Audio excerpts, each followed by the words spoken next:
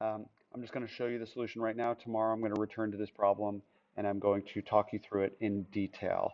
The reason that I'm showing it to you tonight is just for those kids that have worked on it and want to see um, whether they did it correctly so that they can check their work. Okay, but if you don't know how to do these problems, then you're welcome to look at the video and or look at the problem and see how I did it, and then close it, and then you go try it on your own. Don't copy down my work from the video. That's not how you're going to learn.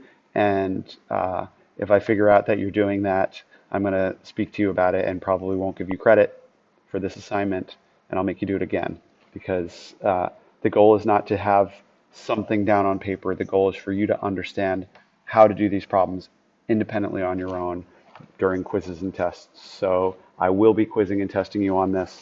And if you bomb those because you haven't actually mastered it, then the homework points that you got from copying are not going to save you. So honestly, do this work and learn this. Okay? I will post a better video tomorrow for each one of these.